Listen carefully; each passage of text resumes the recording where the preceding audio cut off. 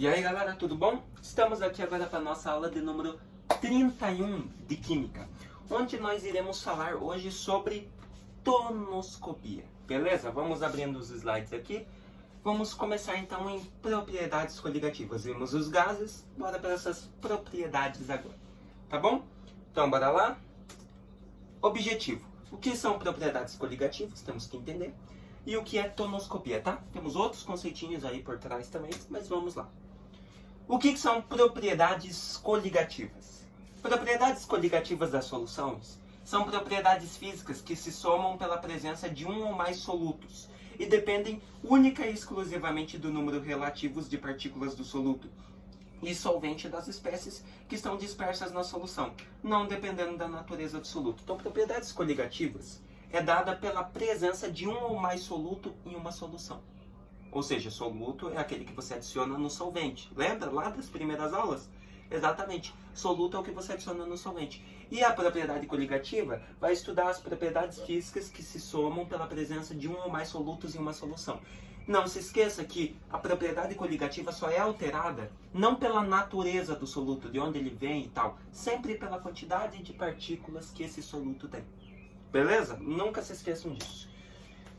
Partindo disso, tonoscopia. Então, olha só, a tonoscopia é uma propriedade coligativa que estuda o abaixamento da pressão máxima de vapor de um solvente, em virtude da dissolução de um soluto não volátil, molecular ou iônico. Partindo daqui, o que é um soluto não volátil? Soluto não volátil é um soluto que não evapora com facilidade. Beleza? É um soluto que não evapora com facilidade. E a tonoscopia é uma propriedade que vai abaixar a pressão máxima de vapor de um solvente pela adição de um soluto não volátil. Nós já vamos ver um pouquinho melhor, tá? Então olha só. As outras propriedades coligativas que nós vamos estudar aí nas outras aulas é ebolioscopia, crioscopia e osmoscopia, tá? A partir da definição exposta acima, fica evidente que para realmente entender o que é tonoscopia, é fundamental conhecer os outros três conceitos. Então olha só. Pressão máxima de vapor. O que é isso? É a força exercida pelo vapor de um determinado líquido nas paredes de um recipiente fechado, quando a velocidade de evaporação é igual à velocidade de condensação. Por exemplo, você tem aqui em um recipiente água e em cima você tem o vapor. A pressão que leva para o vapor se condensar, ou seja, transformar em água de novo, tem que ser igual à pressão que leva para a água evaporar, se transformar de água, de líquido, para vapor. Ou seja, quando eles estiverem em equilíbrio, quando a velocidade de condensação e de evaporação da água e do vapor forem a mesma, nós temos a pressão máxima de vapor. Pressão máxima, já disse, é a pressão máxima, a última pressão que precisa ser exercida para que mude de estado físico a água, líquido ou o vapor. Beleza? Em um recipiente com certa quantidade de etanol, que evapora com influência da temperatura do ambiente, na medida em que o vapor encontra-se na parede dos recipientes, ele acaba passando para o estado líquido. Com o tempo, a velocidade de evaporação torna-se igual à velocidade de condensação. Nesse momento, a força que o vapor exerce nas paredes do recipiente é chamada de pressão máxima de vapor. Beleza? Então está aí mais um exemplo. O que é dissolução? É a capacidade que um solvente apresenta de dissolver um soluto. Então, dissolução é um soluto se dissolver em um solvente, tá? É essa a capacidade. Após a dissolução, soluto e solvente passam a estabelecer entre si uma interação intermolecular. Estão interligados, ou seja, as moléculas entre os dois estão interligadas. Por isso temos uma mistura, uma solução. Beleza? Soluto não volátil, o que é isso? Trata-se de um material que apresenta elevado ponto de ebulição, ou seja, não pode se transformar em gás em temperaturas ambientes, por exemplo, tá? Então, soluto não volátil é aquele que apresenta elevado ponto de ebulição. Ele não pode se transformar em gás em temperaturas ambientes, ou seja, soluto não volátil é aquele que eu falei, aquele que não evapora com facilidade, beleza? Dessa forma, ao ser adicionado a um solvente, não ocorrerá perda desse material para o ambiente de forma de gás. Beleza? Então, olha só.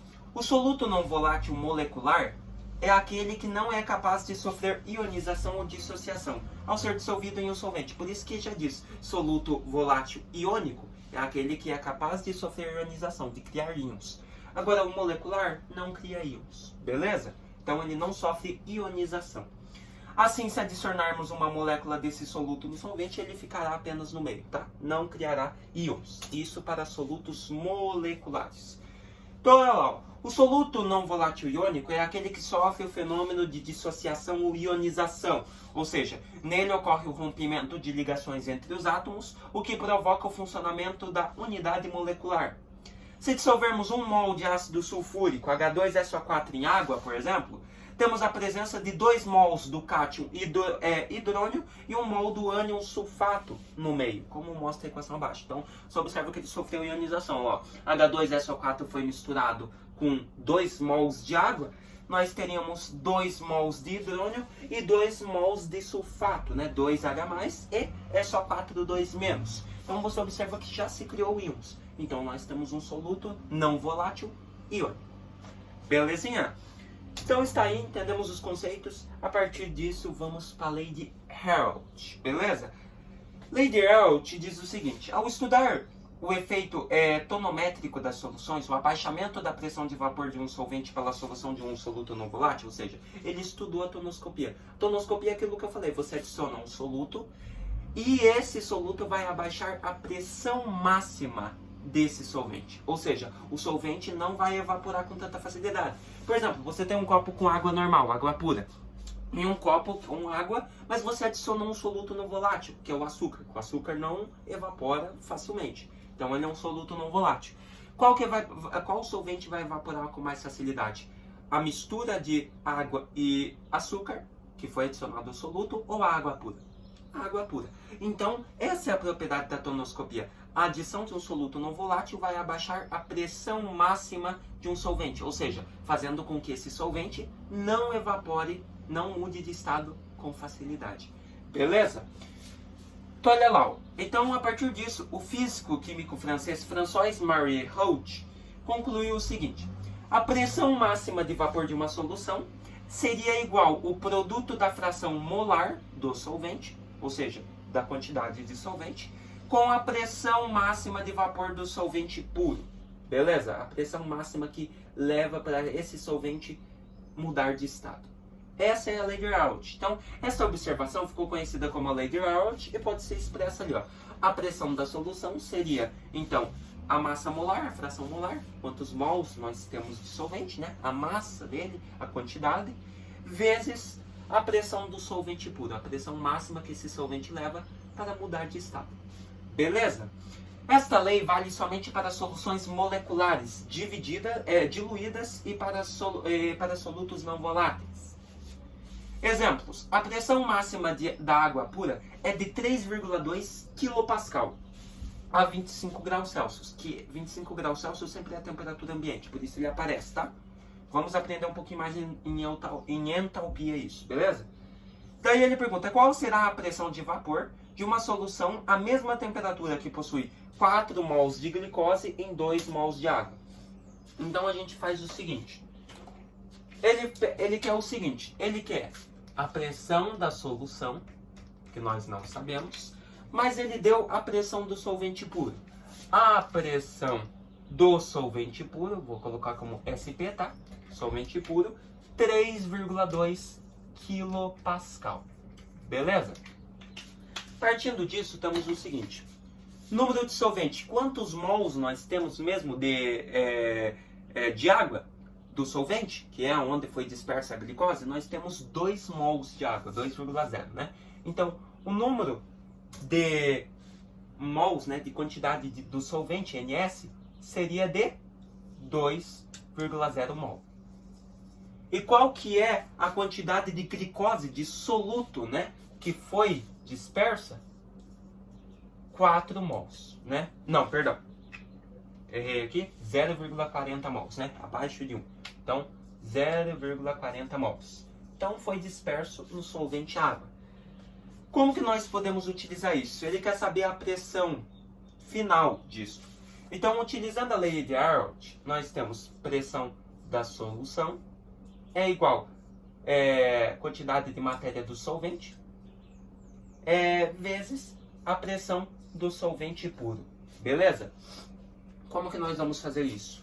pressão da solução seria igual quantidade de matéria dissolvente, XS, vezes a pressão do solvente puro. A pressão do solvente puro da água é de 3,2 kPa, que nem a gente viu.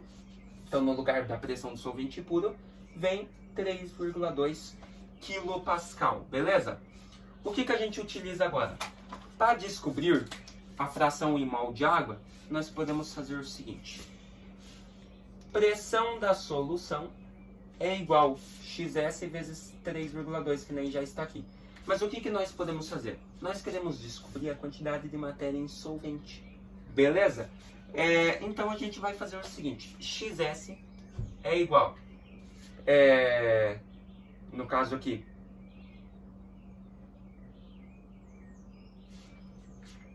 número do solvente. Beleza? Vai passar para cá, número do solvente, dividido pelo número do solvente mais o número do soluto. Beleza? Então, número do solvente mais o número do soluto. Beleza? Essa é mais uma outra propriedade. Diz que a matéria dissolvente é igual ao número de mols aí, né, do solvente, dividido pelo número de mols do solvente mais o número de mols do soluto, tá? Assim você descobre a quantidade de matéria, que nós temos aí, então, no solvente, tá? A partir disso, vou continuar aqui, ó. Você tem XS é igual. Qual que é o número de solventes, de mols que nós temos em um solvente? 2 mols, né? 2,0. Então, nós temos 2,0 mols dividido por do solvente de novo, 2,0, mais qual que é o número de mols que nós temos de soluto, de glicose? 0,40. Beleza? Então, mais 0,40. Fazendo os cálculos, você observa que a quantidade de matéria dissolvente, XS, seria, dividindo esses dois aqui, né? Soma e divide, você teria 0,833. Então, respondendo o exercício, qual a pressão de vapor de uma solução à mesma temperatura que possui 0,40 mol de glicose em 2 mols de água? Nós temos a pressão de 0,833 kPa, beleza? Não, perdão. Ali nós descobrimos a quantidade de matéria dissolvente. Eu tô bloqueando, tá bom? Então, agora que nós descobrimos a quantidade de matéria dissolvente, nós utilizamos, aqui ó, continuamos na lei de Herold, que o que faltava para nós é a quantidade de matéria dissolvente, que é 0,833, beleza? Agora você continua essa equaçãozinha que a gente tinha começado. Pressão do solvente, mesma temperatura, né? Pressão da solução, seria igual XS, quantidade de matéria do solvente que nós acabamos de descobrir, 0,833, vezes a pressão do solvente puro, que é a água, que seria de 3,2 kPa, que não o exercício deu. Multiplicando, pressão da solução seria de 2,67 kPa. Então, se você adiciona um soluto não volátil como a glicose na água, você teria uma pressão uma pressão total aí, da solução de 2,67 kPa. Claro que com essas unidades, né? Sendo o número de água de 2 mols, né? E o número de solvente que você adicionou de 0,40 mols. A partir disso, tivemos que descobrir a quantidade de matéria dissolvente que nós tínhamos, né? E multiplicar por final pela pressão máxima aí, né?